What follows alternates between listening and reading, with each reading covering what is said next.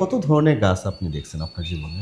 ২০০ রকমের উদ্ভিদ যদি থাকে, প্রত্যেকটাই ওই যে ইকোসিস্টেমের জন্য অত্যন্ত গুরুত্বপূর্ণ। এখন প্রশ্ন হতে পারে যে কিভাবে এটা গুরুত্বপূর্ণ হয়? আপনার যদি একটি গাছকে বাঁচিয়ে রাখার সুযোগ থাকে, আপনি কোন গাছটাকে বাঁচাবেন? প্রচুর বড়, বড় বৃক্ষ ছিল আগে। বড় বৃক্ষ হলেই সেটার কুঠুরি থাকে। ন্যাচারালি একটা কুঠুরি হয়ে যেত। সেই কুঠুরির মধ্যে পেঁচা ছিল। গাছটা নাই, পেঁচাটাও নাই। তো ভাই আপনি আপনার জীবনে কি পরিমাণ গাছ লাগিয়েছেন? প্রকৃতিতে একটা ইকোসিস্টেমে অনেক প্রজাতির বৃক্ষ থাকবে, এটাই উচিত এবং এটাই স্বাভাবিক। মধু তো মৌমাছি আপনার জন্য উৎপাদন করে নাই, মধু উৎপাদন করেছিল তার বাচ্চাদের জন্য। যদি ভাই গাছকে প্রশ্ন করার সুযোগ থাকতো, আপনি কি প্রশ্ন করতেন? গাছের প্রতি এক অদম্য ভালোবাসা, যা তাকে দিয়েছে বৃক্ষবন্ধু খ্যাতি। এমনই এক ভালোবাসা যার জন্য ছোটবেলায় পড়াশোনায় মন দিতে পারেনি বলে তার বাবা তাকে বাড়ি থেকে বের করে দেন। আজ তিনি একজন পেশাদার উদ্ভিদ বিজ্ঞানী এবং তার জীবনের প্রতিটি অধ্যায় গাছকে ঘিরেই। আমাদের আজকের গল্পগ্রাফির অতিথি বৃক্ষবন্ধু আজহারুল ইসলাম খান। আসসালামু আলাইকুম। রকমারি গল্পগ্রাফির নতুন আরেকটি পর্বে আপনাদের সবাইকে স্বাগত জানাচ্ছি। অনেকেই বলেন গাছ মানুষের বন্ধু, কিন্তু আজকে আমাদের গল্পগ্রাফিতে এমন একজন অতিথি এসেছেন যাকে সবাই বলে বৃক্ষবন্ধু। স্বাগত জানাচ্ছি জনাব আজহারুল ইসলাম খানকে। ধন্যবাদ। আমরা তার কাছে শুনবো গাছের গল্প, প্রাণের গল্প। ভাই কেমন আছেন? ভালো আছি। তো ভাইয়া, আপনার শৈশব তো কেটেছে ময়মনসিংহের নান্দাইলে। জি। তো গাছের প্রতি ভালোবাসাটা কি আসলে সেই সময় থেকেই, নাকি এর পরে গিয়ে আসলে? গাছের প্রতি ভালোবাসাটা আমার শুরু হয় আমার জন্মের পর থেকেই। এটাকে ধরা যেতে পারে যে হেরিডিটি অনেকটা। কারণ আমার বাবা গাছ পছন্দ করতেন। উনি বিভিন্ন জায়গায় যখনই সুযোগ পেতেন বিভিন্ন রকমের ফুলের গাছ, এছাড়া বড় বড় বৃক্ষ, মাঝারি বৃক্ষ, তারপরে বিভিন্ন তৃণলতা, উনি এগুলোকে খুব কদর করতেন, উনি রোপণ করতেন। ওনার কাছ থেকেই হেরিডেটিক্যালি এটা আমার পাওয়া। তা আমি তো নিয়মিত যেহেতু পছন্দ করি শৈশব থেকেই। এছাড়া আরেকটা বিষয় ছিল যে শৈশবটায় আমার কেটেছে গ্রামের একদম নিভৃত গ্রামে, যেখানটায় তখন বিদ্যুৎ ছিল না, রাস্তাঘাট পাকা ছিল না, টেলিফোনের কোনো ব্যবস্থা ছিল না, রাস্তা দিয়ে গরুর গাড়ি চলতো, কাদামাখা রাস্তা, গরুর গাড়ি বিকট শব্দে চলতো। ওই যে বিকট শব্দে গরুর গাড়ি চলাটা, এটাও একটা সৌন্দর্য। এই জিনিসগুলি আমাকে খুব আকৃষ্ট করতো এবং আমি ছুটে যেতাম। এই দুপুরবেলায় দৌড়ছি, এদিক সেদিক যাচ্ছি, ধরেন পুকুরে নেমেছি গোসল করতে, পুকুরের একটা জলজ কচুরিপানাকে নিয়ে কত কৌতূহল। কেন কচুরিপানার ফুলটা এরম কালার হয়, ফুলের সুগন্ধটা কেমন হয়, কচুরিপানা তুলে নিয়ে একটা বাটির মধ্যে পানি দিয়ে সেইখানে কচুরিপানাটাকে কয়দিন রাখা যায়, এরকম আমাদের স্মৃতিগুলি ছিল শৈশবে। এছাড়া মাছ ধরার একটা খুব শখ ছিল ছোটবেলায়। তো মাছ ধরার শখটা বলতে ওই রকম না যে বড় হয়ে মাছ ধরার যে শখ সেটা না, ছোটবেলার মাছ ধরার শখ ছিল। এই সব উদ্ভিদগুলি দেখার পাশাপাশি ওই জিনিসটা আমাকে খুব আকৃষ্ট করতো, বিশেষ করে গ্রাম অঞ্চলে। আচ্ছা। গ্রামের যে বনফুল, বিভিন্ন রকমের বনফুল হতো, বিভিন্ন রকমের ওয়াইল্ড যে ফ্রুটসগুলি ছিল যেগুলি খাওয়া যেত, সেগুলি আমরা সারা দিন ধরে খেতাম, এদিক সেদিক ঘুরে ঘুরে এগুলা খেতাম। খেয়ে দিয়ে দেখা যেত এমন অবস্থা হয়তো দুপুরে ভাত খাওয়াটাই আমাদের হয়তো নষ্ট হয়ে গেছে, এইভাবে খেয়েছি। তো এইগুলি আসলে শৈশবে পেয়েছি। শৈশব থেকে গাছের প্রতি একটা আকর্ষণ ছিল, নাম্বার ওয়ান। নাম্বার টু, আবার আমাদের যে এলিমেন্টগুলি, ন্যাচারাল এলিমেন্টগুলি, প্রকৃতির যে জিনিসগুলি সাধারণত থাকে, সব উদ্ভিদগুলি আমরা আশেপাশে পেয়েছি এবং সেইগুলি আমরা খুব নিবিড়ভাবে দেখেছি, কাছ থেকে দেখেছি, যার জন্য ওই গাছের প্রতি দরদ এবং সখ্যতাটা আরও বেশি বেড়ে গেছে। হেরিডিটিক্যালি তো আছেই, এবং পারিপার্শ্বিকতার জন্য এটা আরও বৃদ্ধি পাইছে। তা আপনি পরিবার থেকে কি বাধার মুখে পড়েননি? না, পরিবার থেকে কোনোদিন বাধার মুখে পড়িনি। আমরা তো আসলে ধরেন ছেলেবেলায় যখন গাছপালা নিয়ে খেলছি বা গাছপালা দেখার জন্য এদিক সেদিক, গ্রামের মধ্যেই তো গণ্ডির মধ্যে ছিলাম, ওইখান থেকে তেমন একটা বাধা আসে নাই, বাধা খুব একটা আসে নাই। কিন্তু একটা সময় যে দেখা গেল যে যখন পড়াশোনার চাপ পড়লো, তখন হয়তো এদিকে একটু কনসেন্ট্রেশনটা কমে যেত, এইটুকুই। আপনি তো ভাইয়া পড়াশোনা করেছেন ঢাকা বিশ্ববিদ্যালয়ে, আর কলেজ তো ভাইয়া ছিল হচ্ছে আপনার মধুপুর ML কলেজ, মধুপুর বহুমুখী উচ্চ বিদ্যালয়। আচ্ছা। আর সরকারি শহীদ স্মৃতি কলেজ। সরকারি শহীদ স্মৃতি কলেজ। কিন্তু ভাইয়া আপনার যেটা হয় আপনার ফ্যামিলিতে যখন কেউ একজন হচ্ছে নতুন একটা পড়াশোনার বাইরে অন্য বিষয়গুলো নিয়ে একটু আগ্রহ প্রকাশ করে, পরিবার থেকে একটু বাধা দেওয়ার চেষ্টা করে বা যে তোমার ফোকাসটা একটু পড়াশোনার দিকেই রাখো। আপনাকেও কি কখনো এরকম পরিস্থিতির মধ্য দিয়ে যেতে হয়েছে? হ্যাঁ, হ্যাঁ, আমাকে এরকম অনেক সময় যখন আমি আমার পরীক্ষা খুব কাছাকাছি, হুম। দেখা গেছে যে তখনও আমি এই যে বনে বাদারে ঘুরে বেড়াচ্ছি, গাছপালা নিয়ে এইটা করছি, গাছের পরিচর্যা ভয় করছি। পেতেন না এই বনে জঙ্গলে? বনে জঙ্গলে না, তখন ছোটবেলায় ভয়টা ছিল না। ভয়টা ছিল না। তখন এই যে ঝোপের ভিতর যে ঢুকতাম, বিভিন্ন জায়গায় ঢুকে বিভিন্ন রকমের পাখির বাসা, টুনটুনি পাখির বাসা, ঘুঘু পাখির বাসা, টিয়া পাখির বাসা, এইগুলো আমরা খুব উপভোগ করেছি ছোট সময়ে। এখন তো ধরেন পরিবেশটা এরকম হয়ে গেছে যে আমাদের দেখেন বাংলাদেশের বিশেষ করে গাছপালার সংখ্যা কমছে, ঝোপঝাড়ের সংখ্যা কমছে, বনের সংখ্যা কমছে, পাখিদের উপস্থিতি অনেক কম। হ্যাঁ। কারণ পাখিদের খাবার নেই। পাখিদের খাবার না থাকার কারণ হচ্ছে এটার জন্য মানুষ দায়ী। আমরা সেই তাদের যে বাসস্থানটা যেটুকু দেওয়ার কথা আমরা তো সেটুকু দিতে পারিনি। দেখেন আপনি একটা জিনিস একটু যদি দেখেন, বাংলাদেশে একটা সময় প্রায় সব জায়গাতেই সন্ধ্যা হইলেই পেঁচা ডাকতো। পেঁচা ডাকতো, এটাকে অশুভ পাখি বলা হতো, অশুভ ডাক বলা হতো। কিন্তু পেঁচা অশুভ না, এটাকে একটা মিথ হিসাবে মানুষ আসলে ছড়িয়ে দিয়েছে। পেঁচা ডাকতো, এই যে পেঁচাটা, এই পেঁচা সন্ধ্যার পর সে খাবারের সন্ধানে বের হতো। সন্ধ্যার পর যখন একটা পেঁচা খাবারের সন্ধানে বের হতো, পেঁচার খাবার ছিল ইঁদুর। ধান ক্ষেতের ইঁদুরগুলি সে ধরে খেত। ধান ক্ষেতের ইঁদুরগুলি যখন সে ধরে খেত, তখন ইঁদুর আর ধানটা কেটে ধান নষ্ট করতে পারত না। তার ফলে কি হলো, প্রাকৃতিক ইঁদুর নিধনকারী হচ্ছে পেঁচা। তো সেই পেঁচা তো এখন নাই, আমরা পেঁচা ধ্বংস করে দিয়েছি, পেঁচার বাসস্থান দিতে পারি নাই, পেঁচার খাবার নাই। পেঁচার খাবার নাই বলতে ইঁদুরকে আমরা মেরে ফেলছি কিভাবে? কীটনাশক দিয়ে। কীটনাশক দিয়ে মারতে যেয়ে যে মনে করেন একটা ইঁদুরকে কি পরিমাণ আপনি ডোজে তাকে কীটনাশক দিবেন, এই ডোজটা যদি সাব থেরাপিউটিক ডোজ হয়ে যায়, অর্থাৎ লিথাল ডোজে না পৌঁছে, তাহলে ইঁদুরটা মরে না। সাব থেরাপিউটিক ডোজ হয়ে গেলেই ইঁদুরটা মরে না, না মরে কোনো অবস্থাতে সে বেঁচে থাকে। সন্ধ্যাবেলায় যখন এই যে পেঁচা তার খাবারের সন্ধানে ধান খেতে যখন ইঁদুর ধরতে গেছে, এই ইঁদুরটাকে ধরে খাইছে, খায় পেঁচাটা মরে গেছে। এইভাবে তো গেল খাবার দিয়ে। মানে আমরা হচ্ছে যে নেচারে যে ব্যালেন্সটা ছিল সেটাকে হচ্ছে আমরা নষ্ট করছি প্রতিনিয়ত। দেখুন আপনি আজকে, আমি আজকে যে শার্টটা পরে আছি, আপনি যে শার্টটা পরে আছেন, এই কটন, এটা তো উদ্ভিদ থেকেই। নেচার, উদ্ভিদ। দেখেন আপনি একটা বৃক্ষকে কেন কাটবেন না? অবশ্যই কাটবেন। একটা বৃক্ষ অবশ্যই কাটবেন আপনার প্রয়োজনে, কিন্তু আপনি যখন আপনার প্রয়োজনে কাটবেন বৃক্ষটাকে, কাটার আগে একটা প্ল্যান করে কাটতে হবে।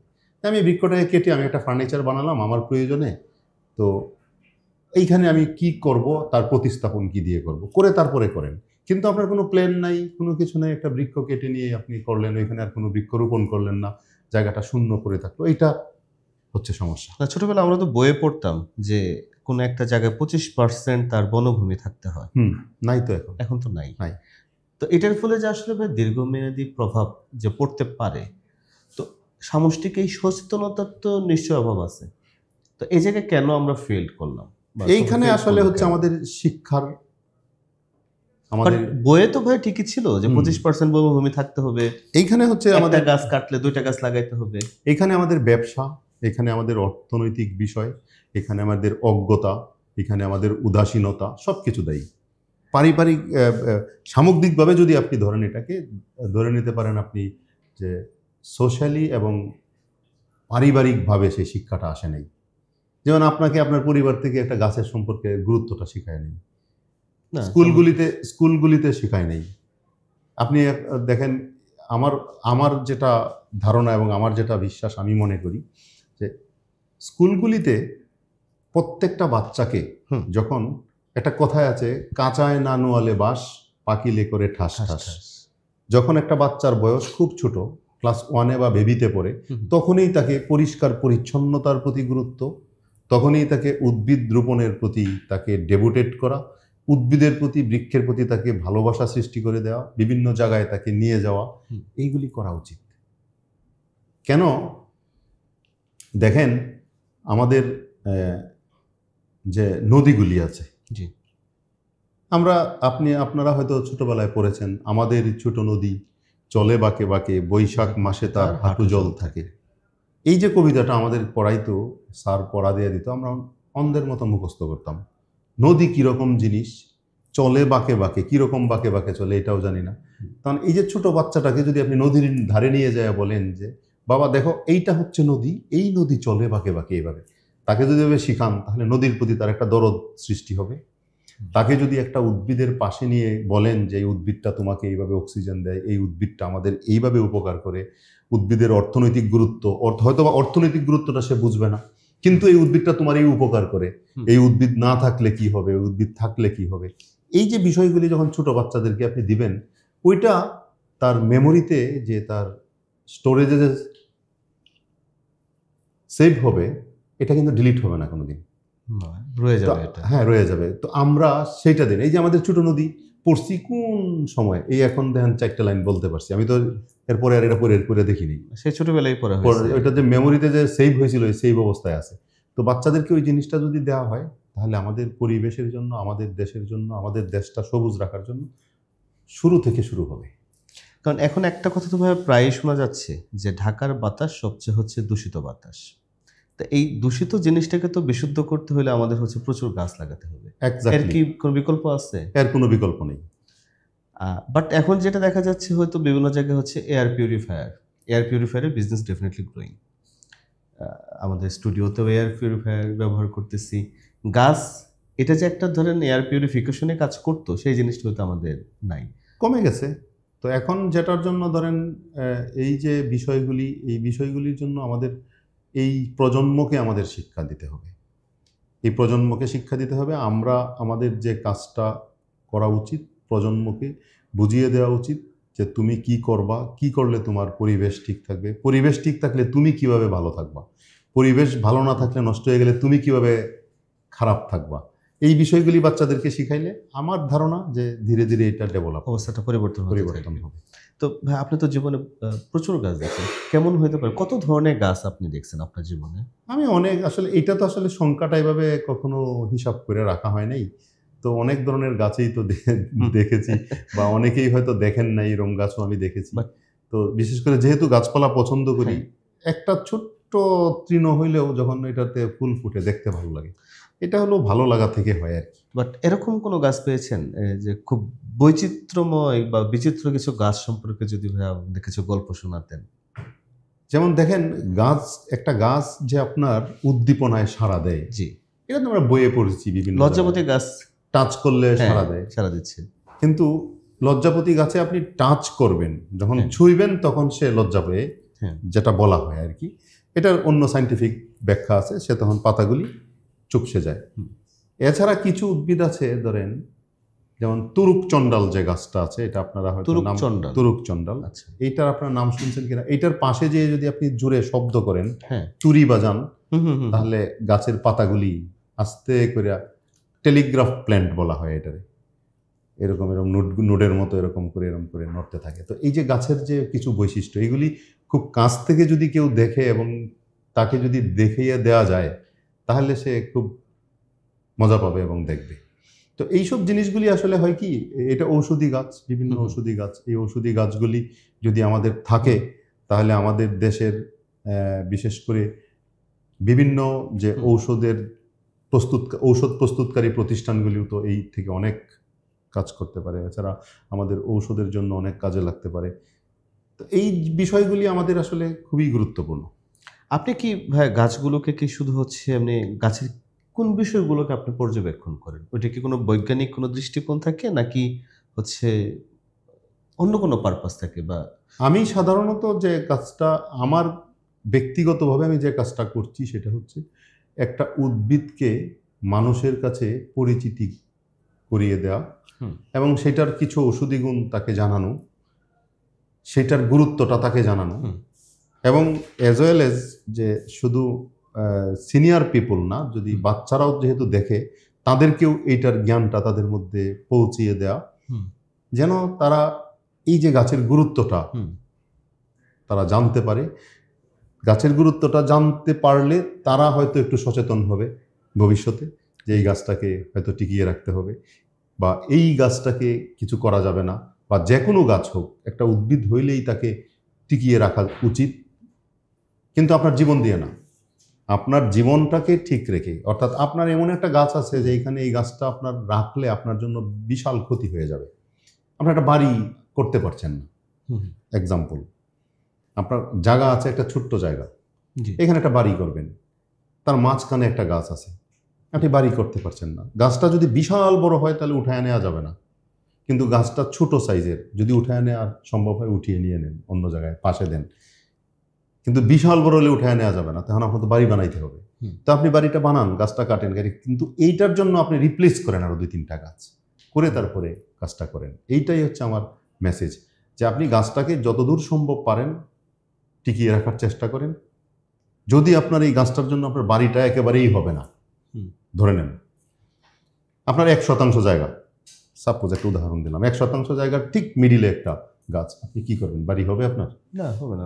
তো আপনি যদি এটাকে উঠায়, যদি গাছটা ছোট হয় তাহলে গাছটাকে উঠিয়ে ফেলেন, উঠিয়ে অন্য জায়গায় দেন। আর যদি গাছটা ছোট না হয়, অনেক বড় হয়, তাহলে সেই গাছটাকে কাটেন, আপনার তো বাড়ি লাগবে, হ্যাঁ, আগে বাড়িটা তৈরি করেন, তারপরে আপনি অন্য জায়গায় সুন্দর করে আর 2টা গাছ রোপণ করেন।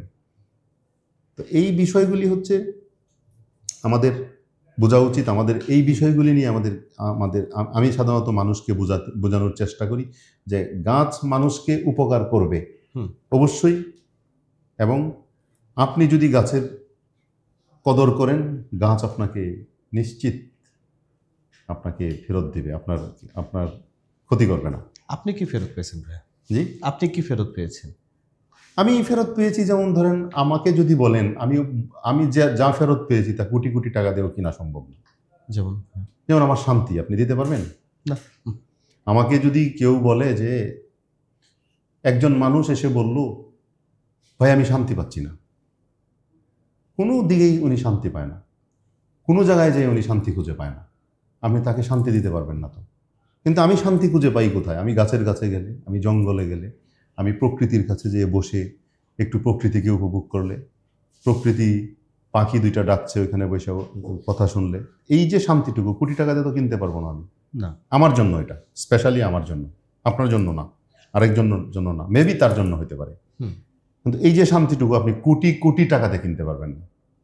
দেখেন, আমি প্রতিদিন কোনো না কোনো জায়গায়, কোনো গাছের তলে, কোনো নদীর পাশে, কোনো জঙ্গলে, কোনো ঝোপের পাশে, কোনো একটা ফুলের পাশে যে বসে একটু দেখি, ছোট্ট একটা ফুল দেখতে পারছি না, মোবাইলের বা ক্যামেরার লেন্সটাতে বড় করে দেখার চেষ্টা করি,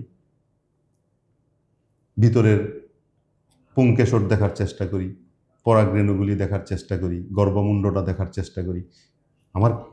এটা হচ্ছে আমার খোরাক, যেটা আপনার জন্য হয়তো না, আপনার জন্য হয়তো কম্পিউটার নিয়ে বসে কিছু একটা দেখা, কিন্তু আমার জন্য এটা।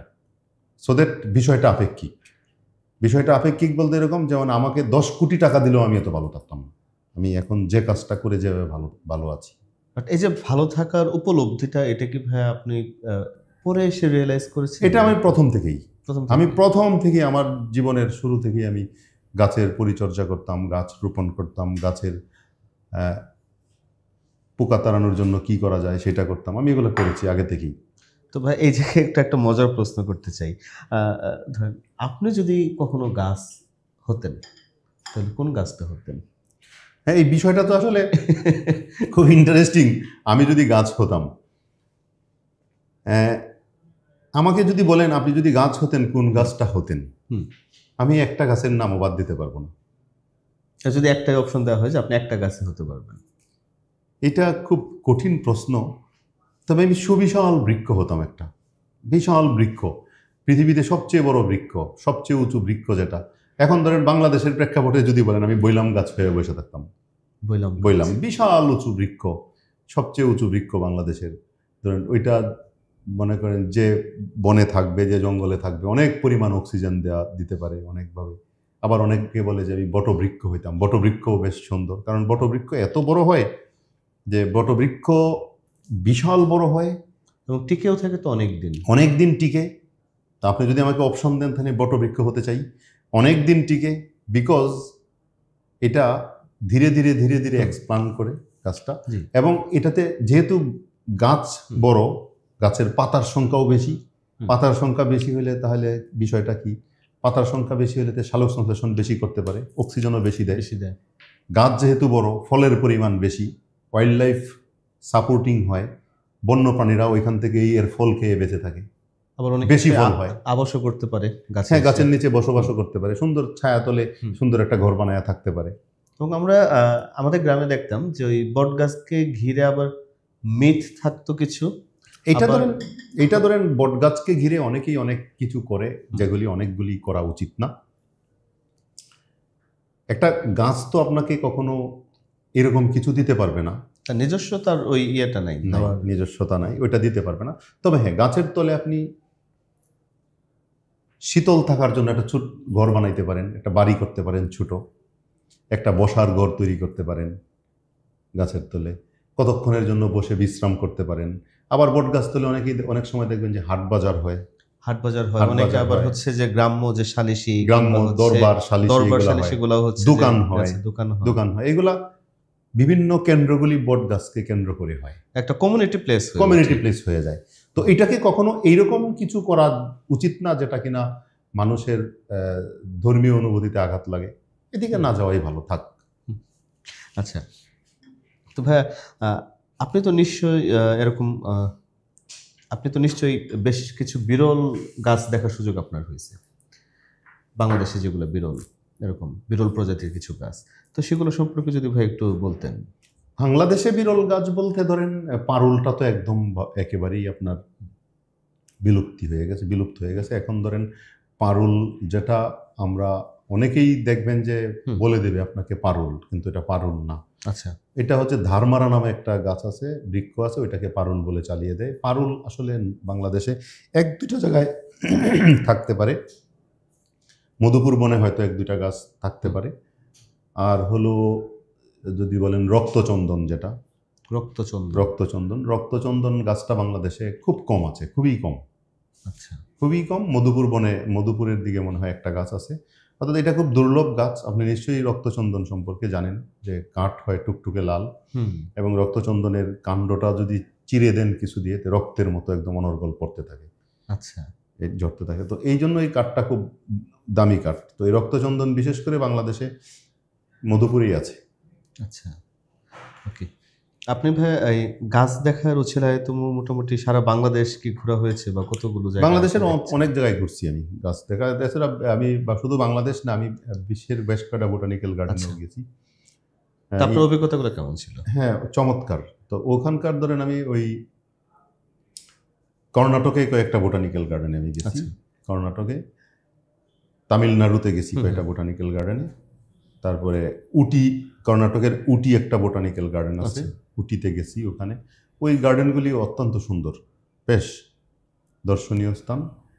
তো এইগুলা আসলে বিখ্যাত গার্ডেন, যেটা বাংলাদেশে আমাদের এদের মতো এত সুন্দর সিস্টেমেটিক ওয়েতে আমাদের এখনো হয়ে ওঠেনি। এই গার্ডেনগুলি বিশেষ করে আমি একটা গার্ডেনে গিয়েছিলাম অস্ট্রেলিয়াতে। আচ্ছা, অস্ট্রেলিয়াতে একটা বোটানিক্যাল গার্ডেনে ঢুকেছিলাম। তো ওই গার্ডেনটা ছিল চমৎকার, দেখার মতো বোটানিক্যাল গার্ডেন। ওইটার সিস্টেম এত চমৎকার, ওদের বাগানটা ওইসব ঘুরে দেখা একদিনে সম্ভব না। কারণ আপনি একটা বোটানিক্যাল গার্ডেন বা একটা জঙ্গলে 1 দিন 2 দিন 10 দিনের দেখার বিষয় না, এটাতে ধরেন 6 মাসেও শেষ করতে পারবেন না। সো দ্যাট আমি ওখানে গেছি মাত্র 5-7 দিন 10 দিনের জন্য, আমি আর কি দেখতে পারবো। তবে একটা ধারণা নিয়ে আসছি যে এটা এরকম সুন্দর। আপনাকে ভাই ঔষধি গাছগুলো কেমন টানে, বা আপনার? ঔষধি গাছ তো আমাদের জন্য অত্যন্ত গুরুত্বপূর্ণ। আমাদের বিশেষ করে দেখেন, আজকে আপনি এই যে অর্থকরী চা পান করতেছেন, চা এটা তো একটা গাছের থেকে নির্যাস। তো এই চা বাংলাদেশে কি পরিমাণ সমাদৃত, আপনি একবার ভাবেন যে চা কফি এই দুটা স্টপ হয়ে যাবে, মানুষ তো মনে হয় খুব বিরক্ত হয়ে যাবে। তো কত অর্থকরী একটা উদ্ভিদ। তো চায়ের তো খারাপ দিক আছে কিছু, ভালো দিকও তো আছে। তো আপনি খারাপ দিক বলতে আপনি মনে করেন দিনের মধ্যে একদিনে আপনি 10 লিটার পানি 20 লিটার পানি খাইলেন, কিডনির উপর প্রেশার পড়বে। কারণ হচ্ছে পানি তো পানির অপর নাম জীবন, জীবন। বিশুদ্ধ পানির অপর নাম জীবন। বিশুদ্ধ পানি খেলেন তাহলে কিডনির উপর চাপ পড়বে। চাপ পড়বে। সুতরাং অতিরিক্ত সব কিছুই খারাপ। হুম। এই চা অতিরিক্ত খারাপ, কিন্তু পরিমিত পরিমাণ হলে, গ্রিন টি হলে, ঠিক আছে। রটি হলে, গ্রিন টি হলে, এটা আপনার বডির জন্য অত্যন্ত গুরুত্বপূর্ণ। সুতরাং আপনার ধরেন দেখেন আপনি তুলসী, আপনার বাড়িতে 4টা তুলসী গাছ যদি থাকে, ঠান্ডায় আপনি শীতের দিন সকালবেলায় তুলসী পাতা তুলে পানির মধ্যে দিয়ে গরম করে একটু মধু দিয়ে খেয়ে নেন, হ্যাঁ, চমৎকার কাজ করে। আপনার বাড়িতে কথায় আছে এরকম যে যার বাড়িতে একটা অর্জুন গাছ আছে, যেটাকে রোগ বালাই আর বাড়িতে আসবে না। যার বাড়িতে একটা অর্জুন গাছ আছে তার বাড়িতে ডাক্তার আছে একজন, এই অর্জুন গাছটাই ডাক্তার, অন্য ডাক্তারের প্রয়োজন হয় না, যেটাকে টার্মিনালিয়া অর্জুনা বলা হয়। এই যে অর্জুন গাছের ছাল কত উপকারী মানুষের জন্য। তো এই বিষয়গুলি তো আগে ছিল। আগে মানুষজন বাড়িতে আপনি দেখেন, চিন্তা করে আপনার দাদি, আপনার নানি, আপনার মা হয়তোবা ওনারা করতেন কি, বাচ্চাটার অসুখ হয়েছে, আচ্ছা একটু মধুর সাথে একটু তুলসী পাতার রস খাওয়াও তো, হ্যাঁ, দরকার নাই অ্যান্টিহিস্টামিন খাওয়ানোর, এই ওষুধ খাওয়ানোর দরকার নেই, ওর এটা করো। আগে প্রাকৃতিক ভাবেই চেষ্টা করতো। তারপর শিশু গাছের পাতা হচ্ছে যে বেটে হচ্ছে খাওয়াতো। আপনার ছোটবেলায় আমাদের পরিষ্কার মনে আছে, ছোটবেলায় কৃমি হইলে যেটা নিম পাতা, ভাট গাছের পাতা, যেটা ভাট গাছ, ভাট, আচ্ছা, যেটাকে এখন যেটা এই ইয়ার সময় বিশেষ করে ফাল্গুন মাসে যেটা বনে জঙ্গলে এমনিতেই ফুল ফুটে থাকে, ভাট ফুল, এই ভাটের কচি পাতা ছেঁচে রস বের করে এরম এক গ্লাসের মধ্যে দিয়ে খাওয়াইতো। বিষাদ একটা খাবার, মানে গন্ধের চুটে মনে হইতো যেন আশেপাশে না যাই, কৃমি চলে যেত। এই ভাটের পাতা ছোট সময় দেখতাম আমাদের বাড়িতে মনে করেন আমার বড় বোন, আমার যদিও বড় বোন নেই, বা বড় বয়োজ্যেষ্ঠ একটু বয়স হয়েছে, তাদের মাথায় উকুন হয়েছে, ভাটের পাতা পিষে সেটা বের করে মাথার মধ্যে দিয়ে রাখতো, ঘন্টা দিয়ে পরে ধুয়ে ফেলতো, উকুন চলে যেত। তো এখন কেউ কি এটা ইউজ করে? কেন করবে না?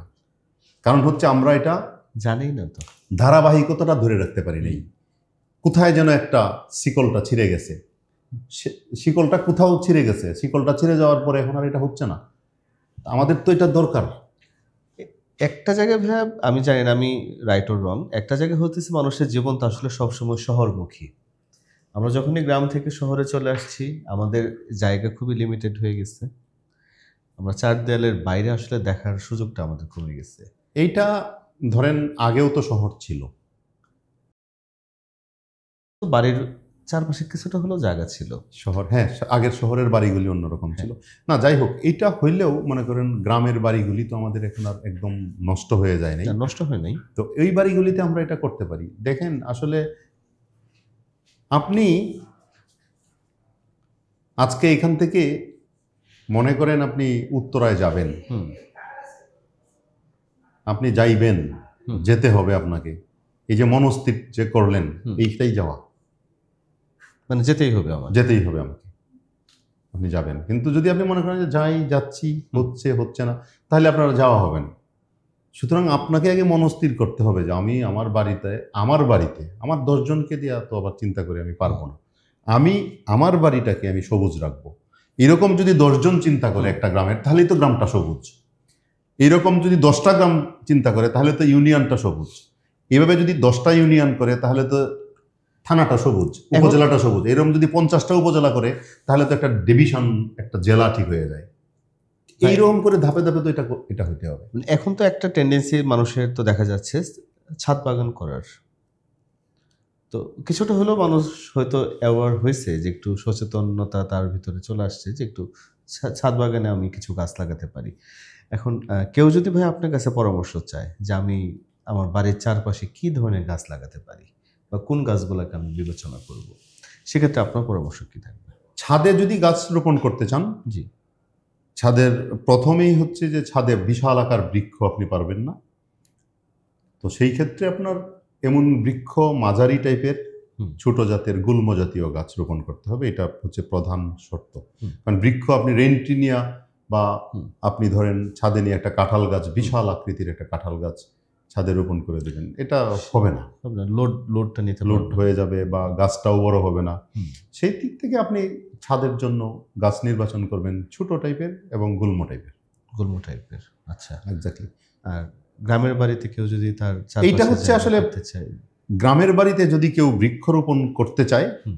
তাহলে প্রথমত আপনাকে 3-4টা ভাগ করে নিতে হবে। এর মধ্যে প্রধান যে কাজটা করতে হবে, আমার দেশি বৃক্ষরোপণ করতে হবে। আচ্ছা, আমি সবসময় দেশি বৃক্ষরোপণের প্রতি খুব আগ্রহ প্রকাশ করি এবং সবাইকে বলি, তার কারণ হচ্ছে আমাদের দেশের যে পশু পাখি যে বনে থাকে বা আমাদের পরিবেশে যে পশু পাখিগুলি আছে, এরা তো একান্তই আমাদের নিজস্ব। এরা আমাদের নিজস্ব উদ্ভিদের প্রতি তাদের একটা সখ্যতা আছে। আপনি যদি বিদেশি উদ্ভিদ রোপণ করে দেন, বিদেশি উদ্ভিদে যে ফল, বিদেশি উদ্ভিদের যে ব্যাকটেরিয়া হুম। বা বিদেশি উদ্ভিদের যে অণুজীবগুলি, যা পোকামাকড়, এগুলি হয়তো আমাদের পাখিরা খাবে না।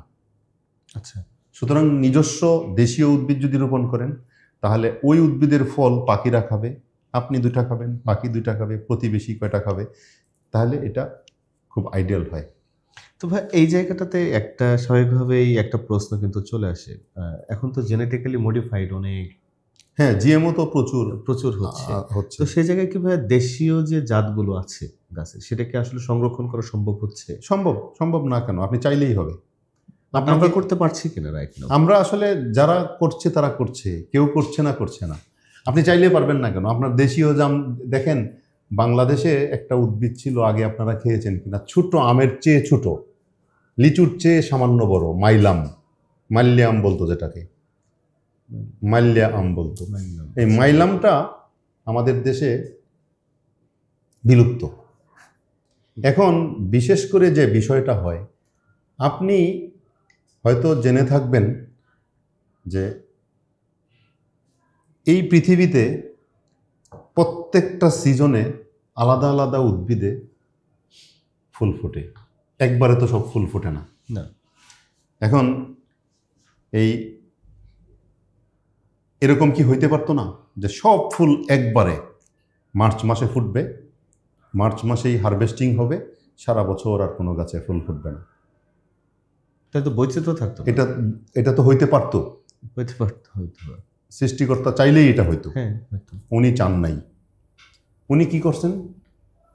গ্রীষ্ম, শীত, বর্ষা, যে ঋতুগুলি আমাদের 6 ঋতুতে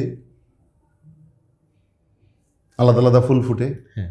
আবার একই ঋতুর মধ্যে কিছু আর্লি, কিছু লেট, আর কিছু মিডিল ফুল ফুটে। সেটাও আছে।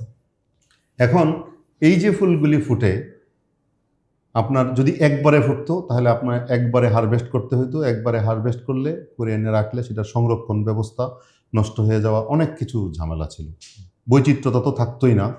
তো আপনি সংরক্ষণ করে নিয়ে আসতেন, পোকামাকড় খাইতো কি, অন্য মৌমাছি খাইতো কি, বন্য পশু পাখিরা কি খাইতো, ওরা নিয়ে কোথায় সংরক্ষণ করতো? ওরা তো সংরক্ষণ করার জায়গা নাই, তো দিন আনে দিন খায়। দিন খায়। তো এখন এই যে আপনি প্রতি সিজনে যে ফুলটা ফুটছে, প্রতি সিজনে যে ফল হচ্ছে, প্রতি সিজনে একটা অসুখ আছে মানুষের। প্রত্যেক সিজনেই কিছু না কিছু অসুখ থাকে, সিজনাল ডিজিজ বলে এগুলোকে, জি, বলি না আমরা? হ্যাঁ। তো এখন এই যে সিজনাল ডিজিজগুলি হয়, ওই সিজনে যে ফুল ফুটে, যে ফলটা হয়, এর মধ্যে ওই সিজনাল যে ডিজিজ, তার যে রেমেডিটা নিহিত থাকে, হ্যাঁ, প্রতিষেধকটা তার ভিতরে থাকে। যার জন্য বলা হয় যে যখন যে ফল হবে সেই ফল, সেটা যদি ফলদ বৃক্ষ থেকে হয়, সেটা যদি বনজ বৃক্ষ থেকে হয়, যদি এডিবল হয় বনজ বৃক্ষ, তাহলে সেটাও খাও। আর ফলদটা তো খাবাই। যেমন এই যে দেখেন একটা, এই যে আমঝুম, ছাগল নাদি, অথবা হরিণা, অথবা কেউ কেউ কাজল ঘড়ি বলে। এই যে এখন এই সময়টায় জঙ্গলে ভর্তি পাখিরা, দেখবেন বুলবুলি, বিভিন্ন রকমের পাখি টুপটাপ যে একটা ধরে ধরে বিচিটা খেয়ে ফেলতেছে, একদম খেয়ে ফেলতেছে, দেখতে খুব ভালো লাগে। আপনি যাবেন, আপনি 2টা ছিঁড়ে এনে খাবেন, মিষ্টি, একটু হালকা কষ আছে বাট মিষ্টি, এরকম ধরেন এতটি খায় আসেন। এটার মধ্যেই আপনার জন্য কিছু না কিছু আছে, আপনার জন্য আছে, পাখির জন্য তো আছেই, আপনার জন্যও আছে। তো বিষয়টা হচ্ছে এখন তো আমরা সেটা পাচ্ছি না খাবো কোত্থেকে। বাট কোনটা এডিবল আর কোনটা এডিবল না, এটা বোঝার কোনো, এটা আইডেন্টিফাই করার কিছু লিস্ট আছে যে এটা এডিবল। আচ্ছা, মনে করেন আপনি আজকে কোনো কারণে একটা আপনাকে বা আমাকে কোনো কারণে এমন একটা গহীন জঙ্গলে রেখে আসা হলো, যেখান থেকে 100 কিলোমিটার চতুর্পাশে আমার যোগাযোগের ব্যবস্থা নেই, মোবাইল ফোন নেই, টাওয়ার নেই, সাপোজ এক্সাম্পল। আমার খাবার নেই, আমার 5 দিন থাকতে হবে এনে। 5 দিন তো আমি না খেয়ে থাকতে পারবো না। কিছু না কিছু খেতে কিছু না কিছু, তখন আপনাকে কিভাবে বাঁচবেন আপনি এখানে? হ্যাঁ, নিশ্চিত আপনাকে এনে বাঘে খাবে না, সাপে ধরবে না, কিচ্ছু না, কোনো মানুষ যে আপনাকে আঘাত করবে না। ছোট্ট একটা ঘর আছে, এর মধ্যে রাতে থাকবেন, খাবার নেই, আপনার তো বাঁচতে হবে। কিভাবে বাঁচবেন? আপনাকে তখন যে বুদ্ধিটা করতে হবে সেটা হচ্ছে, আপনি বনে যে পাখি, বিভিন্ন রকমের পাখিরা কি খাচ্ছে, কি খাবার খাচ্ছে এখান থেকে, বনের একটা বিড়াল যে কোন খাবারটা খাচ্ছে ওইটা আপনি দেখবেন, খেয়ে ও খুব ভালো আছে, আপনি যে ওইটা একটু খান, হয়তো টেস্ট হইতেও পারে, নাও হইতে পারে। মানে আমার যেহেতু পাখি সার্ভাইভের জন্য, যেহেতু পাখি মরে নাই, আপনি মরবেন না। সুতরাং পাখি যেটা খাবে আপনি ধরে নেবেন যে এটা এডিবল। আবার কিছু আছে যে ধরেন এডিবল না, তো সেটা দেখবেন যে বনে হয়ে রয়েছে, আবার এডিবল কিন্তু দুর্গন্ধযুক্ত, সেটা আপনি খেতে পারবেন না, দরকার নেই। তো মানুষ আসলে এইভাবেই বুঝে নেয়। আরেকটা বংশ পরম্পরা এবং অনেক দিন চলতে চলতে তো মানুষ শিখেই গেছে যে বনের এই ফলটা খাওয়া যায়, বনের এই ফলটা খাওয়া যায় না। তো এটাই তো হচ্ছে আসল। এভাবেই তো মানুষ একজন থেকে আরেকজনে, আরেকজন থেকে আরেকজনে, এভাবেই তো ট্রান্সমিটেড হয় বিষয়গুলো। এভাবেই মানুষ শিখে, এভাবেই মানুষ জানে। এটাই হচ্ছে একটা ধারণা, একটা জ্ঞান, লব্ধ জ্ঞানটা একজন থেকে আরেকজনের মধ্যে এইভাবেই ছড়িয়ে যায়।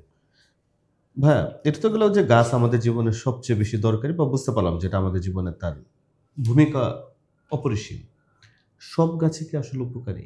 সব গাছে কি থাকার দরকার আছে? হ্যাঁ, একটা চমৎকার প্রশ্ন করেছেন। পৃথিবীতে দেখুন, সব গাছেই থাকা জরুরি, যদি সেটা আগ্রাসী না হয়, আগ্রাসন সৃষ্টি না করে। যেমন ধরেন বাংলাদেশে আছে হচ্ছে একটা ছোট্ট লতানো ফুল আছে, এটাকে বলা হয় হচ্ছে সিঙ্গাপুর ডেইজি। সিঙ্গাপুর ডিজে আছে, ইয়েলো ডট। এই যে সিঙ্গাপুর ডেইজি, এইটা মাটিতে একবার যদি আপনার কোনো অবস্থায় একটা ছোট লতার টুকরাও পড়ে, এখান থেকে সে বংশ বিস্তার করে পুরা মাটিটাকে একদম আশেপাশে পুরা ভরে দেয়। কিন্তু ফুল ফুটায় সুন্দর, ভরে দেয়, এবং অন্যের খাবারটুকু সে খেয়ে নেয়, খেয়ে নিয়ে অন্য গাছকে জন্মিতে দেয় না ওই জায়গায়। এই ধরনের কয়েকটা যে ইনভেসিভ প্ল্যান্ট আছে, IUCN এর যে রেকর্ডকৃত যে ইনভেসিভ 100টা প্ল্যান্ট, এই 100টা প্ল্যান্টের মধ্যে হচ্ছে আপনার এই সিঙ্গাপুর ডেইজি বা ইয়েলো ডট অন্যতম। ধরেন এটাকে বাদ দেন, কিন্তু এর তো অক্সিজেন দেয়, এটা যেহেতু আপনার পরিবেশ এবং কৃষির ক্ষতি করছে, এটাকে একটু সরায় রাখি। এছাড়া অন্য যে উদ্ভিদগুলির কথা আপনি বললেন, দেখেন একটা ইকোসিস্টেমে এবং একটা প্রতিবেশের মধ্যে যদি আপনি বলেন, তাহলে 200 রকমের উদ্ভিদ যদি থাকে, প্রত্যেকটাই ওই যে ইকোসিস্টেমের জন্য অত্যন্ত গুরুত্বপূর্ণ। এখন প্রশ্ন হতে পারে যে কিভাবে এটা গুরুত্বপূর্ণ হয়। আমার এখানে 10টা চাপালিশ গাছ থাকলেই তো আমার অক্সিজেন দেওয়া ভরে দিচ্ছে। দেখেন পৃথিবীতে ধরেন পরাগায়ন ঘটানোর জন্য পোকামাকড়ের দরকার আছে, প্রজাপতির দরকার আছে, এখন মৌমাছির দরকার। একটা উদাহরণ দিই সিম্পল, মনে করেন প্রজাপতি, সে এরকম একটা ইনসেক্ট যে সে ডিম পাড়ার জন্য একটা স্পেসিসের গাছকে বেছে নেয়, মধু খাওয়ার জন্য আরেকটা ফুলকে বেছে নেয়, এবং তার যে লার্ভা বা যেটা থাকে এইটাকে বড় করার জন্য আরেকটা গাছকে বেছে নেয়। একটা প্রজাতি তার লাইফ সাইকেলের জন্য 3-4টা গাছের উপর নির্ভরশীল হয়, কিন্তু একটা গাছ না থাকলে ওই প্রজাপতিটা আর হবে না, থাকবে না, বাঁচতে পারবে না। যদি বাঁচতে না পারে তাহলে আপনার পরাগায়নটা কে করবে? এটা তো একটা গাছ দিয়ে উদাহরণ দিলাম। এরকম তো আরও পোকামাকড়ের জন্য গবেষণা নিশ্চয়ই আছে, যেটা যে একটা পোকামাকড়ের জন্য অনেক লাগে। তো এই জন্যই তো এত সৃষ্টি, না হলে তো গাছ এক রকমের গাছ দিয়ে সারা পৃথিবীটা ভরা থাকতো। যেমন ধরেন আপনি এই আগেকার দিনে আপনারা নিশ্চয়ই মনে আছে যে প্রচুর পরিমাণে বাঁশঝাড় ছিল, প্রত্যেকটা বাড়িতেই বাঁশের ঝাড় ছিল, এবং আপনারা নিশ্চয়ই দেখেছেন বাঁশের ঝাড়ে কিন্তু বক বাসা বাঁধত, বাসা বাঁধে, এখনো আছে। এখন তো বাঁশঝাড় নাই, বক কোথায়? নদীর ধারে নদীর থেকে ধরেন 1 কিলোমিটার দূরে বাঁশের ঝাড়, পুকুর থেকে ধরেন 100 গজ দূরে বাঁশের ঝাড় ছিল। সন্ধ্যার পরে বকের কিচিরমিচির শব্দে ওইখানটায় থাকতো। আর সকালে ঘুম থেকে উঠে গেলে দেখতো বাঁশঝাড়ের সাদা চুনের মতো, কারণ বকের বিষটা পড়ছে। এখন তো বক নাই, বাঁশঝাড় নাই, বক নাই। তো আমাদের তো এই যে পরিবেশ, আমরা তো এভাবেই তো নষ্ট হচ্ছে। যেমন ধরেন প্রচুর বড় বড় বৃক্ষ ছিল আগে, বড় বৃক্ষ হলেই সেটার কুঠুরি থাকতো, ন্যাচারালি একটা কুঠুরি হয়ে যেত। সেই কুঠুরির মধ্যে পেঁচা ছিল, পেঁচার বাসাটা ছিল এখানে। পেঁচা যে বংশবৃদ্ধি করবে, পেঁচার বাসাটা ছিল। গাছটা নাই, পেঁচাটাও নেই, কারণ সে তো বাসা বাঁধার জায়গা পাচ্ছে না, তার বংশবৃদ্ধি হবে কিভাবে? সুতরাং প্রকৃতিতে একটা ইকোসিস্টেমে অনেক প্রজাতির বৃক্ষ থাকবে, এটাই উচিত এবং এটাই স্বাভাবিক, এবং এভাবেই তৈরি পৃথিবীটা। কিন্তু ভাই কিছু বৃক্ষের কথা যেমন বলা হয়, যেমন রেইন ট্রি বা এগুলো নিয়ে তো আমরা ভাই পেপার পত্রিকায় একটু নেগেটিভ কিছু পড়ি, যে এগুলা হ্যাঁ, কিছু ধানি জমি যেমন চারপাশে রাখা। হ্যাঁ হ্যাঁ, দরকার। এটা হচ্ছে ধরেন রেইন ট্রি, তারপরে মেহগিনি, হুম, তারপরে ধরেন এই যে ইউক্যালিপটাস, হ্যাঁ, একাশিয়া, এইগুলো তো বিদেশি বৃক্ষ, এগুলো আমাদের পরিবেশের জন্য ক্ষতি করে। আপনার দেশি বৃক্ষ থাকতে কেন এটা করবেন? আপনার চাপালিশ আছে। বাট এই গাছগুলো কিভাবে আসলো আমাদের এই দেশে? গাছগুলি ধরেন আজ থেকে 100 বছর আগে কোন বৃক্ষপ্রেমীর হাত ধরে এগুলো বাংলাদেশে আসছে, এটা গবেষণার বিষয়। তো এখন ধরেন আপনার চাপালিশ আছে একটা গাছ, হুম, এই চাপালিশ গাছ যদি আপনি রোপণ করেন, এর ফল যখন হবে, বুনু ফল, এটাকে প্রচলিত ফল না, বুনু ফল, কাঁঠালের ছোট ভাই বা কাঁঠালের কাজিন যেটাই বলেন। তো এই যে যে ফলটা চাপালিশ, এই চাপালিশটা তো ধরেন আপনি নিজেও খেতে পারছেন, সুস্বাদু, টক মিষ্টি দুটা মিলায়া চাপালিশ আপনি খেতে পারছেন।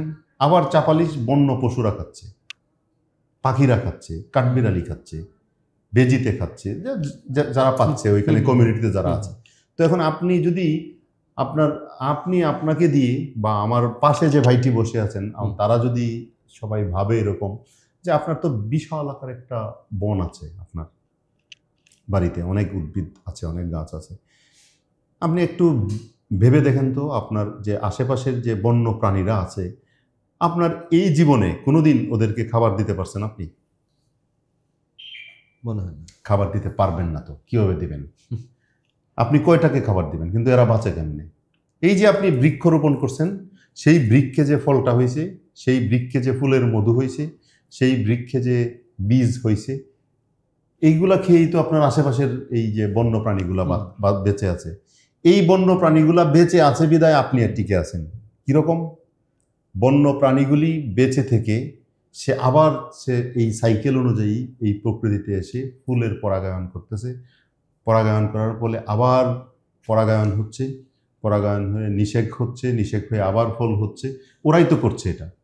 আচ্ছা। আপনি কয়টা বন ফুলের যায় পরাগায়ন করে দিয়ে আসছেন? মৌমাছি আসা করতেছে। তো মৌমাছি যে করছে, নেচার আপনাকে মৌমাছি পরাগায়ন করে দিচ্ছে, আপনি কি করছেন? বসে বসে তার মধু ঠাকাচ্ছেন। হ্যাঁ, আমাদের মধু তো মৌমাছি আপনার জন্য উৎপাদন করে নাই, মধু উৎপাদন করছিল তার বাচ্চাদের জন্য। তা আপনি এনতে নিয়ে আসছেন, সে তো বাধাও দেয় নাই, আপনি খাচ্ছেন, কিন্তু তাকে বাঁচতে দিবেন না আপনি। আপনার তো উচিত মৌমাছিকে বাঁচতে দেওয়া। যদি মৌমাছিকে বাঁচতে দেওয়া আপনার উচিত হয়, তাহলে তো আপনার বৃক্ষরোপণ করে মৌমাছির পরিবেশ সৃষ্টি করে দিতে হবে। মৌমাছি কি খেয়ে বাঁচবে? মৌমাছি কি খেয়ে বাঁচবে? তাকে তো খাবার দিবেন আপনি। বন্য পাখিদের, বন্য পোকাদের, বন্য সরীসৃপদের খাবার দিবেন। দেখেন, আগে আপনার বাড়িতে, আপনার মনে আছে কিনা, আমি আগে গ্রামে বসে থাকতাম, প্রত্যেক দিন দেখা যেত এই বেজি মুরগির বাচ্চা নিয়ে গেছে। হ্যাঁ, এখন তো মানুষ মুরগি পালাই বাদ দিয়ে দিচ্ছে। মুরগি পালা বাদ দিছে, মুরগির বাচ্চা বাদ, এখন বেজি আর নিবে কোত্থেকে? আপনি মুরগি নিয়ে বাচ্চা নিয়ে গেছে, বেজিটাকে ধরে পিটায় মারে ফেলছেন। হ্যাঁ, বেচারা মরে যেয়ে তার বংশ শেষ। এখন কি হয়েছে? পরিণামে সাপের উপদ্রব বাড়ছে, সাপের উপদ্রব বাড়ছে, কারণ বেজি তো সাপ মারতো। এই যে সাইকেলগুলি, ঈগল পাখি নাই, সবই তো আসলে আস্তে আস্তে আমরা তো ওই যে ফুড চেইনে যদি একবার বিরাট রকমের অবস্ট্রাকেল সৃষ্টি হয়ে যায়, তখন মানুষের জন্য অত্যন্ত মানে ক্ষতির কারণ হয়ে দাঁড়াবে সেটা। মানে সে ভয়াবহ জায়গার মুখোমুখি এখনো মনে হয় আমরা হই নাই। তবে যদি আমরা এভাবে এর থেকে যদি আমরা একটু মানে সচেতন না হই, তাহলে আমরা হয়তো ওই দিকে যাব। আচ্ছা, তো ভাই আপনি আপনার জীবনে কি পরিমাণ গাছ লাগিয়েছেন? আমি তো ছোট থেকেই কাজ করতাম। আমি ছোট থেকে মনে হয়েছে আমি শেওড়া গাছ নিয়ে লাগাই রাখছি। আচ্ছা, পাইছি এক জায়গায় ছোট একটা শেওড়া গাছ লাগাই রাখছি, বিশাল আকার হয়েছে শেওড়া গাছ। তো শেওড়া গাছের একটা বিষয় হলো যে একটু বলে নিই, শেওড়ার যে ফলটা হয়, হুম। ফলটা খেতে হালকা টক এবং পাখিরা খুব পছন্দ করে। শেওড়া গাছের ফল হইলে একবার আর থাকে না, সব পাখি খেয়ে ফেলায়। হুম। তো এখন ধরেন বৃক্ষরোপণ করাটা হচ্ছে যে আপনার শুধু ফলের গাছ রোপণ করতে হবে, নট নেসেসারি শুধু বনো গাছ রোপণ করতে হবে। আপনি আপনার ইচ্ছা মতো কয়টা শেওড়া গাছও রোপণ করতে পারেন, অসুবিধা নেই তো। হুম। তো বিশেষ করে আমি ছোটবেলা থেকেই গাছ রোপণ করতাম। আমার বাড়িতে প্রায় এখন 70 প্রজাতির 80 প্রজাতির গাছ আছে। বাহ। এগুলা আমার হাতে রোপণ করা, বাবার হাতে কিছু ছিল, এগুলাও আছে। তো এছাড়া আমি বিভিন্ন কাজে বিভিন্ন সংগঠনের পক্ষ থেকে বিভিন্ন জায়গায় অনেক গাছ রোপণ করছি। সুযোগ হইলেই একটা গাছকে বাঁচানোর চেষ্টা করি, একটা গাছকে কীভাবে টিকিয়ে রাখা যায় সেটা নিয়ে কাজ করি। বিশেষ করে গাছটা আপনার হোক, আমার হোক, বা মিস্টার হুম। রহিমের হোক, যারই হোক গাছটা। গাছ 3 জন প্রতিবেশী আমরা। হুম। আপনার জায়গায় গাছ, ফল হইলে এর বেশিরভাগটা খাওয়ার অধিকার আপনার। তার মধ্যে থেকে একটা অধিকার হচ্ছে বন্য প্রাণীদের, পাড়া প্রতিবেশীদের সামান্য একটা অধিকার আছে, এই তো। হ্যাঁ। কিন্তু অক্সিজেনের ক্ষেত্রে আপনি আটকাবেন? আমার অক্সিজেন আপনি আটকায় রাখতে পারবেন? না। আপনার গাছে অক্সিজেন প্রডিউস করছে, হ্যাঁ। সেই অক্সিজেন কি আমার বাড়ি থেকে আমি পাই না? আপনি বন্ধ করতে পারবেন না তো। না। সো দ্যাট একটা বৃক্ষ যার জায়গায়ই থাকুক, সেটার মালিক যদি আপনি নাও হন, আমি নাও হই, অন্যের জায়গায় হোক, সেইটার প্রপার যে যত্নটা, হুম। এটাকে টেক কেয়ার করা এবং এটা যাতে নষ্ট না হয় সেটাকে দেখাশোনা করার দায়িত্ব সকলের। তা এমন কোনো গাছ কি আপনার আশেপাশে আপনি লাগিয়েছেন কিংবা দাঁড়িয়ে আপনার মনে হয়েছে যে পৃথিবীতে আপনি আসলে বৃথা আসেন নাই, বা আপনার আশাটা একদম ভাই, সার্থক? একটা গাছ যখন রোপণ করবেন, অনেক দিন ধরে অপেক্ষা করছেন, হুম। এই গাছটা থেকে যখন ফুল দিবে, ফুল ফুটবে, ঝলমল করবে ফুলে, একটা সুন্দর সুবাস বেরোয় আসবে, তখনই আপনার কাছে মনে হবে যে আমি সার্থক। তখনই মনে হবে আপনার পরিশ্রম বৃথা যায় নাই। এই যে ফুল ফুটছে, হুম। অনেক পাখির খাবার হচ্ছে ফুলের পাপড়ি খেয়ে ফেলে, হুম। অনেক পাখি ফুলের পরাগরেণু খায়। এই যে বসন্তকালে দেখেন পলাশ গাছে কি পরিমাণ পাখির কিচিরমিচির শব্দ হয়। হুম। শালিক পাখি থেকে শুরু করে শিমুল গাছে, পলাশ গাছে, তারপরে মান্দার গাছে, এই গাছগুলোতে যে পাখিদের আগমনটা ঘটে, এইটা তো তাদের খাবারের জন্য আসে। এই সময় এটা খায়, অন্য সময় কি খায়? অন্য খাবার আছে, আরো অন্য ফুল ফুটে। তো এই বিষয়গুলি হচ্ছে কি, যখন আপনি দেখবেন হুম। হুম। আপনার গাছে, আপনার হাতে লাগানো গাছে ফুল ফুটছে, হুম। আপনার হাতে লাগানো গাছ থেকে পশু পাখিরা খাবার খেয়ে যাচ্ছে, আপনি বেঁচে থাকলেও হুম। আপনি দেখছেন, আপনার ভাল লাগছে। আপনি যদি বেঁচে না থাকেন, পৃথিবী থেকে বিদায় নিয়ে চলে যান, তারপরেও তো আপনার এই যে গাছ থেকে পাখিরা খাচ্ছে, মানে সেটা তো সাদগায়ে জারিয়া, ওটা হয়তো চলতেই থাকবে। চলতেই থাকবে। এটা মুসলিম ধর্ম অনুযায়ী, হুম। নিশ্চয়ই অন্য ধর্মেও এরকম হয়তো আছে, অবশ্যই আছে। প্রত্যেকটা ধর্মেই তো বৃক্ষরোপণ, বৃক্ষের চর্চা করা, বৃক্ষকে টিকিয়ে রাখার জন্য, পরিবেশ টিকিয়ে রাখার জন্য সেটা বলা আছে। আলাদা আলাদাভাবে। তো সুতরাং আপনি যে এই যে মজাটা পাবেন, এই মজা কোত্থেকে পাবেন? অবশ্য এটাও বিষয়টা আপেক্ষিক। যেমন আপনি অনেক মানুষ পাবেন, ধরবেন রাস্তায়, খুব সুন্দর একটা চমৎকার ফুল ফুটে আছে, একবারও তাকে নিয়ে ওইটা দেখাইতে পারবেন না, দেখবেও না। আছে, প্রচুর আছে। আপনার কি কখনো এরকম অভিজ্ঞতা হয়েছে যে আপনি খুব উৎসাহ করে নিয়ে গেছেন? হ্যাঁ, আমার হয়েছে, কিন্তু খুব একটা আগ্রহ প্রকাশ করে নেই। বাট আপনি প্রচন্ড আগ্রহ করে তাকে আমি নিয়ে গেছেন। আমি তো সবসময় আপনার ফ্যামিলিতে আপনি, আপনার স্ত্রী বা আপনার বাচ্চা, তাদের আগ্রহ কেমন গাছ? হ্যাঁ, বাচ্চাদের আগ্রহটা একটু সৃষ্টি করার চেষ্টা করছি, অন্যদের আগ্রহ সবারই সমান। আমার গাছপালা আছে তো অনেক। আচ্ছা, যাক। যদি ভাই গাছকে প্রশ্ন করার সুযোগ থাকতো, আপনি কি প্রশ্ন করতেন? আমি গাছকে প্রশ্ন করার সুযোগ, গাছ যদি উত্তর দিতে পারতো, এটা কাল্পনিক বিষয়, কাল্পনিক বিষয়। গাছ যদি উত্তর দিতে পারতো, তাহলে আমি গাছকে বলতাম যে তোমাকে মানুষ এত অত্যাচার করে, তারপরেও তুমি চুপচাপ কিভাবে থাকো? একটা কোনো উত্তর দেয় না। দেখেন, আপনি গাছের তলায় বসে সুশীতল বাতাস নিবেন, আপনি খুব পরিশ্রান্ত একজন মানুষ, একটু এটার নিচে বসে নিজেকে জিরাবেন, তারপরে এটার ফল হয়েছে, ফলটাও খাবেন, যাওয়ার সময় ডালটা ভেঙে নিয়ে তারপরে চলে যাবেন। তারপরেও গাছ কিছু বলে না, একটা কথাও বলবে না, কারণ সে কথা বলতে জানে না, না। বলবে কিভাবে? কিন্তু যদি কথা বলতে জানতো তাহলে নিশ্চয়ই আপনাকে ধরতো। আমার এটা মনে হয় যে বলতো যে ভাই তুমি আমার সব কিছু করলে আমার গাছের ডালটা কেন ভেঙে নিচ্ছ, এটা তো ঠিক হয়নি। আপনি রিসার্চের জন্য করেন অ্যানাদার থিং। আপনি রিসার্চ করবেন একটা গাছ নিয়ে, একটা বিশাল ডাল কেটে দিয়ে রিসার্চ করতেছেন, এটা আরও 10টা গাছের হেবিট জানার জন্য, গাছের হেবিটেট এবং গাছের কি কি পছন্দ করে এগুলোর জন্য। কিন্তু আপনি অযথা একটা ডাল ভেঙে নিয়ে যাবেন, তাহলে তো আপনার ধরতো। কিন্তু গাছ যে ধরে না তা না। এরম করতে করতে গাছপালা যখন বিলুপ্ত হয়, বিলুপ্ত হতে হতে একটা সময় ঝড়, বন্যা, খরা, অতিমাত্রায় বৃষ্টি, বৃষ্টিপাত কমে যাওয়া, প্রচণ্ড তাপদাহ, এগুলি সৃষ্টি হয়। তখন আর মানুষের কিছু করার থাকে না। গাছে যখন প্রতিবাদ শুরু করে, তখন প্রকৃতি যখন প্রতিবাদ শুরু করে, প্রতিবেশ যখন প্রতিবাদ শুরু করে, তখন আর আমার আপনার কিছু করার থাকে না। এক্সাম্পল, আপনি যে সিডর হইল সুন্দরবন, একদম সুন্দরবন একাই তো অনেকগুলো ঝড় থেকে সুন্দরবনে সিডরের সময় যদি প্রত্যেকটা গাছ এই যে বাধা খাইলো এসে ঝড়টা খেয়ে অনেক গাছ ঝরে পড়ে গেল না? তারপরে ঝড়ের তাণ্ডব তো কিছুটা হলেও প্রোটেকশন হয়েছিল, তাই না?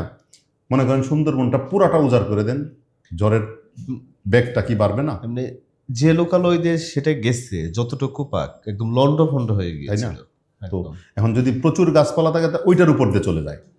এই জন্যই হচ্ছে কি বৃক্ষরোপণ, বৃক্ষ টিকিয়ে রাখা, বৃক্ষের প্রতি মানুষের আগ্রহটা বাড়িয়ে দেওয়া, এগুলা উচিত। আমরা প্রায় ভাই শেষের দিকে আসছি, আরো দু একটা প্রশ্ন, ছোট প্রশ্নই করবো আপনাকে।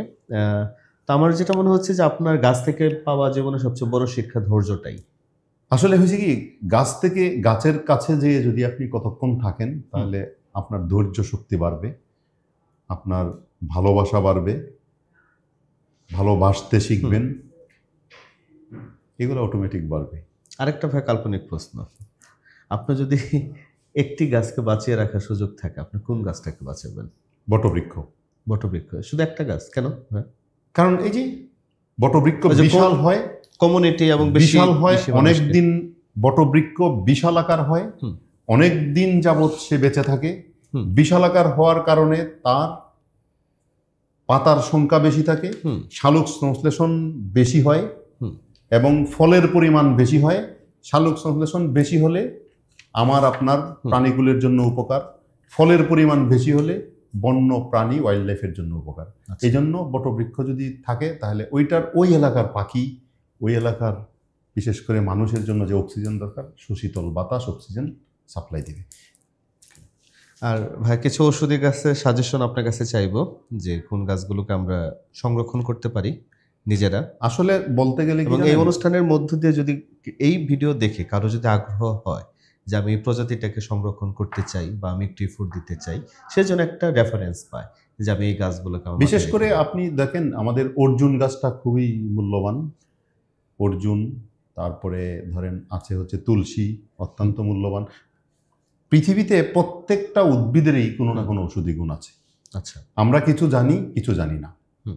রিসার্চ হয়ে কিছু বের হয়েছে গুণাগুণ, রিসার্চ এখনো অনেক হয় নাই, অনেক অজানা গুণ আছে যেগুলা নিয়ে কাজ করারও সুযোগ আছে। তো বিশেষ করে আমাদের দেশে প্রাপ্ত যে ঔষধি গাছগুলি, যেমন চালমোগরা গাছটা তো এখন আর একদমই নাই কুষ্ঠরোগের জন্য। কুষ্ঠরোগটাও আমাদের দেশ থেকে কমে গেছে, বিতাড়িত হয়ে গেছে। এরকম অনেক আছে। যেমন ধরেন আপনি গোলাপ, জাস্ট গোলাপ গাছ, আপনার বাসায় যদি একটা গোলাপ গাছ থাকে, যে ফুলটার চমৎকার সুগন্ধি হয়, ওই যে গোলাপ ফুলটা, আপনি এটাকে সুন্দর করে যদি আপনার বাসায় থাকে, গোলাপ ফুলটা প্রস্ফুটন হওয়ার পর যখন পাপড়িগুলি অটোমেটিক ঝরে যায়, আপনি সেই পাপড়িগুলি কুড়ায় নিয়ে যান, নিয়ে সুন্দর করে প্রোটেকশন দিয়ে সেটাকে শুকিয়ে নেন, শুকিয়ে নিয়ে গরম পানিতে দিয়ে পান করে দেখুন তো আপনার স্নিগ্ধতা আসে কিনা। আপনি আজকে বা আপনারা যদি সুযোগ থাকে আপনারা যে করে দেখেন না, আছে যে রোজমেরি টি সবাইকে খাওয়াইছে, এটা দেখবেন যে আপনার স্নিগ্ধতা চলে আসবে। তুলসী পাতার চা আপনার শ্বাসযন্ত্রের জন্য অত্যন্ত উপকারী। কোনটার কথা, কতটার কথা বলবেন? অর্থাৎ আপনার পরিবেশে, আপনার আশেপাশে যদি কোনো উদ্ভিদকে টিকিয়ে রাখতে চান, আপনার সামনে যা থাকবে সবকটাকে টিকিয়ে রাখার চেষ্টা করেন। তারপরে ধীরে ধীরে জেনে নেন যে এইটার ঔষধি গুণ কি, এটার ঔষধি গুণ কি, এটার ঔষধি গুণ কি। তাহলে দেখবেন যে আপনার যে পরিবেশটা সবুজ হবে, সমৃদ্ধ হয়ে উঠবে। এবং সমৃদ্ধ হয়ে উঠলে আপনি যেমন ভালো থাকবেন, আপনার প্রতিবেশীর একটা উদ্ভিদ নাই, কোনো গাছপালা তার নাই, সেও ভালো থাকবে নিশ্চিত। কারণ আপনার অক্সিজেন, আপনি তাকে ফল খেতে দিবেন না, অ্যানাদার থিং, কিন্তু অক্সিজেন বন্ধ করার কোনো রকম ক্যাপাবিলিটি আপনার নাই, আপনি পারবেন না সেটা বন্ধ করতে। You can do this. কারণ আপনি কীভাবে বন্ধ করবেন? আপনার এখান থেকে অক্সিজেন যাবেই, সুতরাং সে অক্সিজেন পাবে। সো দ্যাট আমি মনে করি, আমার যেটা ধারণা এবং বিশ্বাস, একটা উদ্ভিদ একটা কমিউনিটিতে, একটা গ্রামে, আপনার জায়গায় থাকলেও এই উদ্ভিদটা সকলের, in terms of oxygen distributed, in term, যেহেতু অক্সিজেন সে ডিস্ট্রিবিউট করছে, সো দ্যাট এই উদ্ভিদটাকে টিকিয়ে রাখা সকলেরই উচিত, সকলের কর্তব্য। ওকে, আর সবার উদ্দেশ্যে তাহলে যদি আপনি কোনো একটা বার্তা দিতেন। হ্যাঁ, এটা হলো যে আমি আসলে সবাইকেই বলি, যারা গাছপালা ভালোবাসেন অবশ্যই গাছের প্রতি কদর করবেন, গাছ বৃক্ষ রোপণ করবেন, দেশি বৃক্ষ রোপণ করবেন। দেশি বৃক্ষ বিশেষ করে আমাদের পরিবেশের জন্য, প্রতিবেশের জন্য উপযোগী বৃক্ষ রোপণ করবেন, এবং যে বৃক্ষগুলি মানুষের জন্য উপকারী সেই বৃক্ষগুলি রোপণ করবেন। সর্বোপরি আমাদের যে নিজস্ব উদ্ভিদ, ইন্ডিজেনাস প্ল্যান্টগুলির দিকে গুরুত্ব দেবেন। এটাই সকলের প্রতি একটা বলা। সবসময় বলি যে বর্ষাকাল আসছে, এখন থেকে প্ল্যান করে, জায়গা নির্বাচন করে সেই গাছগুলি নিয়ে কাজ শুরু করলে, বর্ষাকালে রোপণ করে দিলে গাছগুলি টিকে যাবে। ওকে, অনেক অনেক ধন্যবাদ ভাই, অনেক ধন্যবাদ। গল্প শুনলাম, আমাদের খুবই ভালো লাগছে, এবং আশা করি আমাদের দর্শক যারা এই পর্ব দেখছেন তাদের কাছেও গল্পগুলো ভালো লেগেছে। বাট প্রোগ্রামটা শেষ করার আগে আমি আপনাদের কাছে একটা অনুরোধ করব। ভাইয়ের কথা সূত্র ধরেই, সামনে যেহেতু বর্ষাকাল আসছে, চলুন আমরা এই বর্ষাকালকে সামনে রেখেই অন্তত বছরে 5টি করে গাছ লাগাই, এবং আমাদের আশেপাশে যারা আছে তাদেরকে অনুপ্রাণিত করি গাছ লাগানোর জন্য। সেতে আমরা যদি গাছ লাগাই, তাতে হয়তো আমরা কী উপকার করলাম সেটা আমরা হয়তো এখন ফিল করতে পারবো না, বাট যদি আমরা ধর্মে বিশ্বাসী হই, সাদগায়ে জারিয়া, আমরা পরে গিয়ে উপলব্ধি করতে পারবো, হয়তো আমাদের আমলনামায় কিছু সুন্দর কথা যুক্ত হয়ে থাকবে। আর সেই গাছের ছায়ার নিচে বসে কেউ যখন আপনার প্রশংসা করবে বা কেউ যখন তৃপ্ত হবে, সেটাও হয়তো আপনার জীবনে একটা বড় পাওয়া হতে পারে। আমাদের জীবন সুন্দর হোক, সার্থক হোক। ধন্যবাদ সবাইকে। আসসালামু আলাইকুম।